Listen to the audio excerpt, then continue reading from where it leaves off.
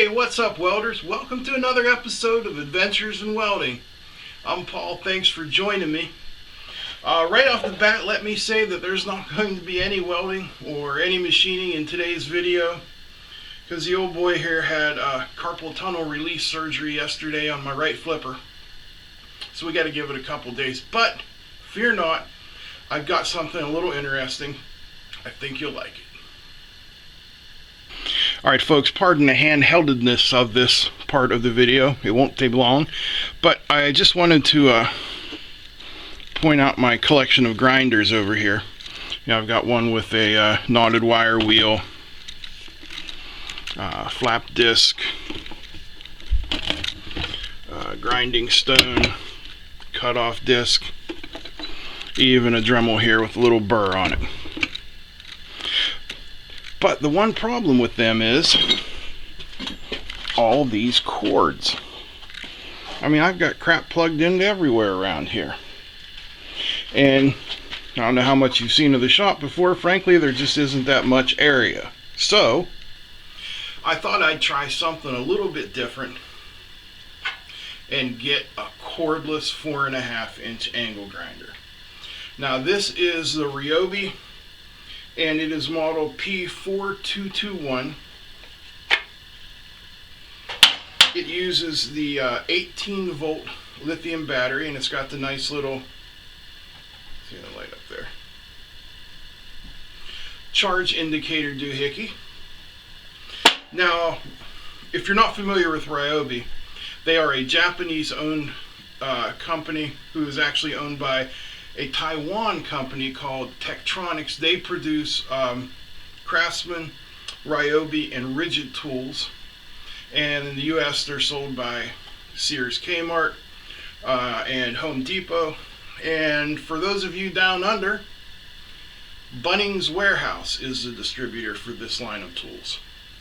Anyway, these have some pretty nice features to them.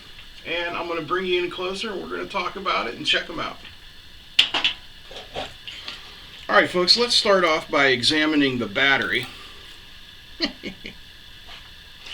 Alright, this little guy here is approximately 5 inches long.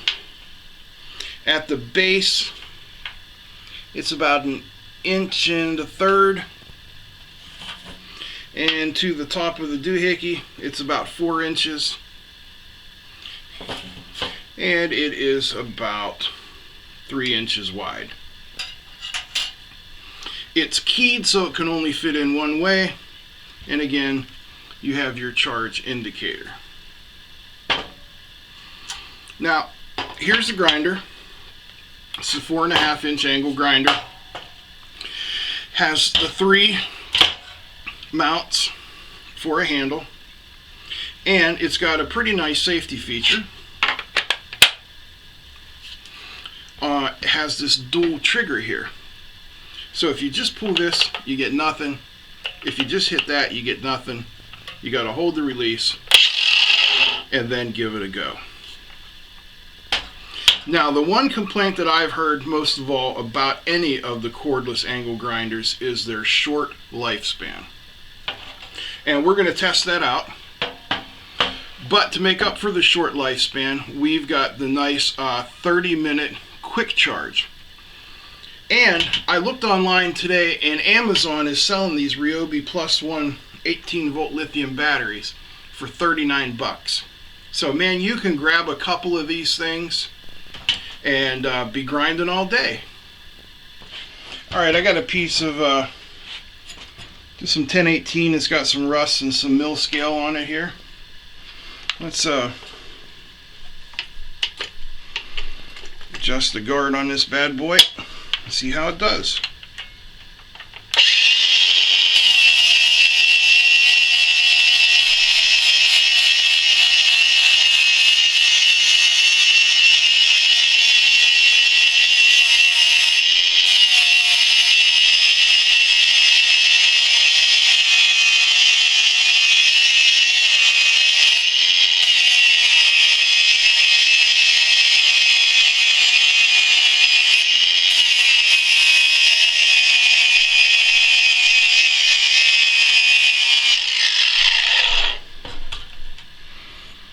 I did a pretty nice job there,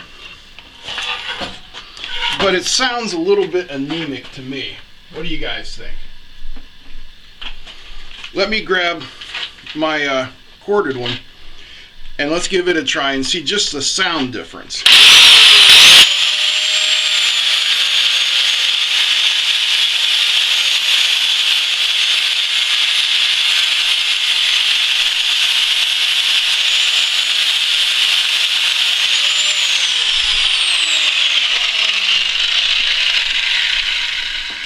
Alright, just on the sound and the gyroscopic effect, you know how you can feel the tool wanting to pull in one direction? This definitely has considerably less power than a quarter one, but you know, what did you expect? Alright, now for the torture test. This tabletop here could use some cleaning. So I'm going to get started and we're going to clean this bad boy off. And I got the timer over here on my phone. I'm going to get started and we'll see what kind of grinding time we get out of this, or flap disking time as the case may be.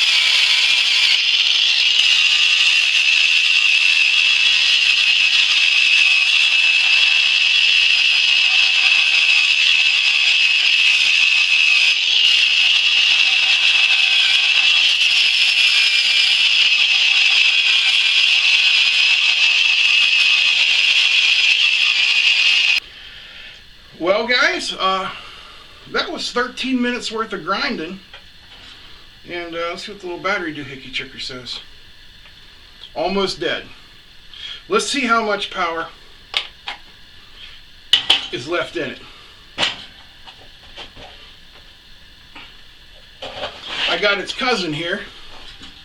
I can figure out how to work it. The hammer drill. But let's just use it as a regular drill.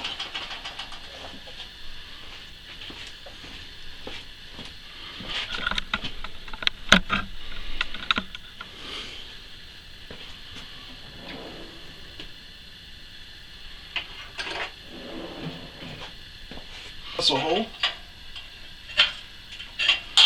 in some steel.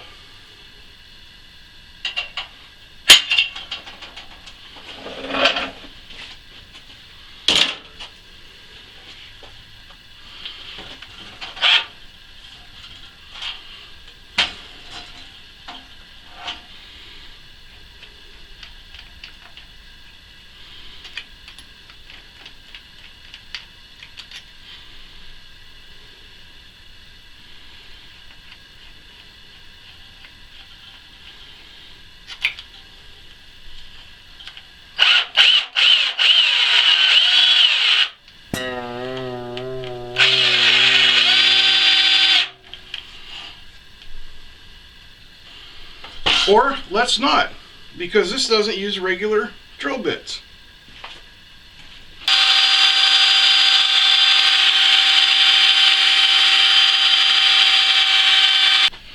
All right, it is 5:25 p.m.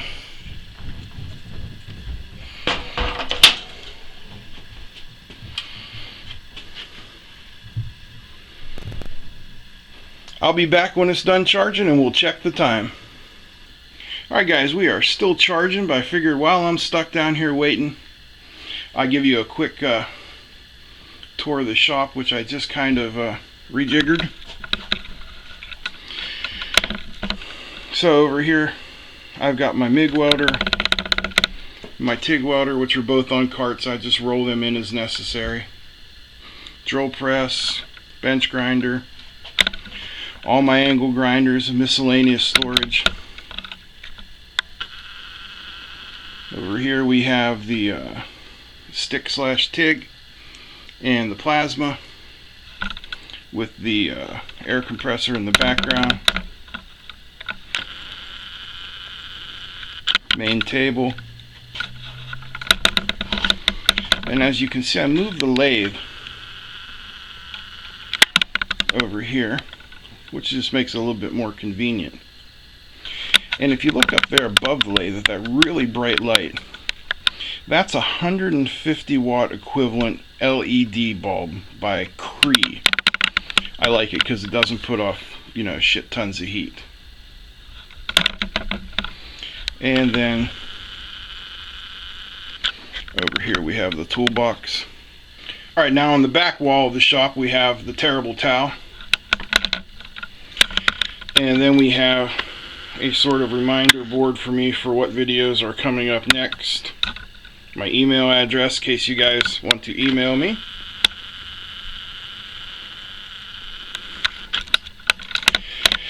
Oh, welding hoods, TIG cables. That's about it. Alright, there's a nice feature I just kind of noticed. It's 5:45, so we've been charging for 20 minutes now. And those little LEDs are giving us a charge level indication. I like that.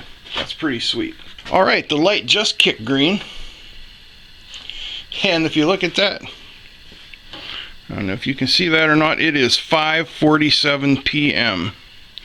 So it took 23 minutes to go from just about completely discharged to all the way up. Alright guys, that's it for this episode. Sorry there is no real action, but I'm supposed to take it easy on this except for doing some exercises. So I will catch you next time on Adventures in Welding. Now get the hell out of my shop. I gotta go take some pain pills.